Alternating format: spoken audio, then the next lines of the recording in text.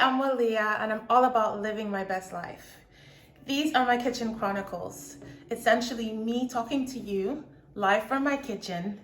And this is just essentially having a bit of banter really and talking about anything. Shooting the breeze. And yeah, it's tea time. All my single ladies, now put your hands up. Okay, that was just a segue. So let's get to it. We've just gone through Christmas. Christmas is all about family. It's about spending time with family that you haven't seen in a long time. And in addition to that, family caring about you and asking you questions. Some, it's very well intentioned. They're just, a bit worried. They ask you about, your significant other or the lack thereof.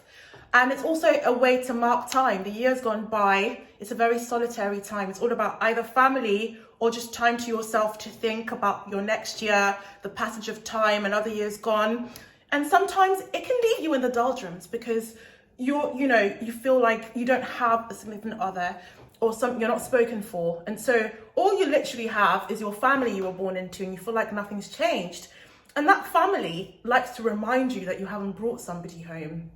So after all of that situation, and a lot of people complained about the whole pajama situation of families in their matching pajamas and couples and what have you, December passes, you're in January, still holiday season, and boom, before we know it, a couple weeks in, Valentine is coming, Valentine is coming.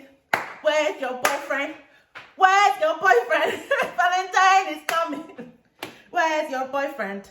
You are sitting at home, lonely. So basically, the couple people who have oppressed us over December and January now want to come and do pepper them because they're literally going to put on their stories, on their timelines, amazing sort of, displays of affection and wonderful gifts and what have you. And you just basically need to keep a low profile and be on the DL. If people buy themselves gifts and stuff and then, show it online or whatever, if you're feeling the pressure, let's just keep it real. Valentine's Day is for the couples to take center stage. So I just wanted to reach out to all of you out there to say, I know you're strong. You know everything I'm about to say, but it's worth reinforcing those things, right? Same thing happens every year. It's coming round, you're strong. It's silly to just get caught up in it, but somewhere along the line, maybe about 6:30 p.m. that night, it starts to hit you that you just want that day to be over. I don't think we need to feel ashamed. Frankly, I think we need to make a bigger deal of 11/11. They do that in Asia. We need to adopt it too. We need to use 11/11 as a way to celebrate our freedom. Do you know there's so many upsides to being single?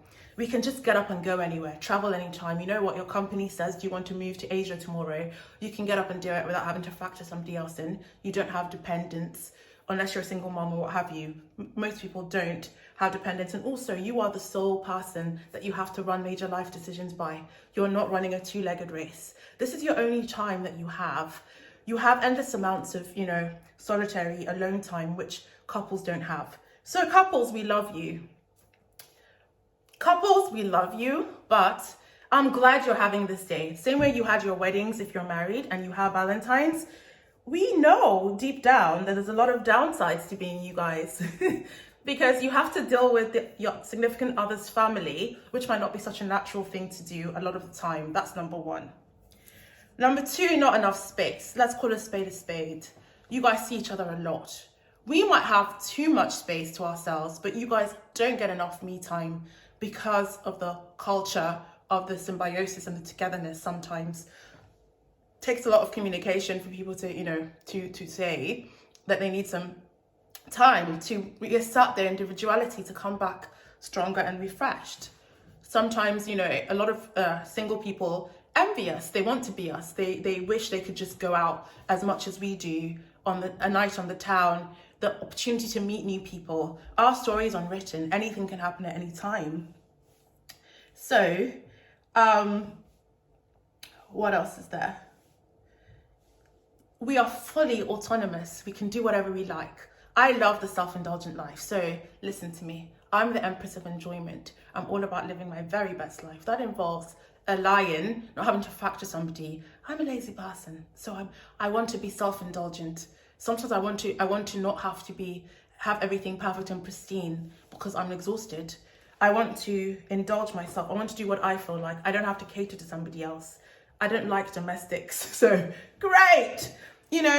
So frankly, it's only about once a week that I occasionally might think at most I can handle that full-on coupled life of having to make a home and do so many other things that we don't have to do. It's our chance at freedom. Somewhere along the line, as human beings, we're very social. We're made to be partnered. A lot of people feel that way. But life is also about the personal journey each person takes towards self-actualization. So I love the fact we have a lot of time to work on ourselves and our goals. It's the one chance we have. What are your career objectives? What are so many things about you? What do you need to unpack? So I would like to use the time to say, okay, would you date you? Are you your type's type? Are you the spec of your spec? And so it's also about understanding that this is a very special time for you to work on you. Do you have any recurring patterns that have happened? You're the common denominator when it comes to all the relationships in your life, not just romantic, platonic, and even, family relationships. What do you think you can unpack? What are your limiting issues? What are the recurring patterns? You can heal yourself, maybe see somebody, a therapist or a counselor. There's so many things that you can do. People like Tony Gaskins talk about women working on the 3 Bs, their body, their brand, and their brains. But also, it's also spirituality and so many other things. Are we overestimating what somebody else can bring to our lives? We already have wonderful family and friends. Count our blessings. Notice what those people like about us that we can continue to build on. And so as a single woman, there's a bunch of things I want to say to you. The jury is out on what your destiny is. Nothing is an accident. So you are meant to be where you are. It's insulting to God that you are complaining. There must be a reason. How ready are you? You're exactly where you're meant to be. What is for you will never pass you by.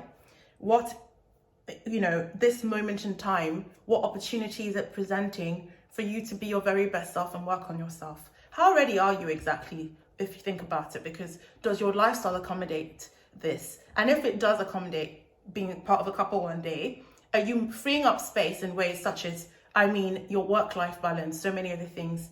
If you've been inviting and making space for that, you're already on the right track, and it shows that you are starting to be ready.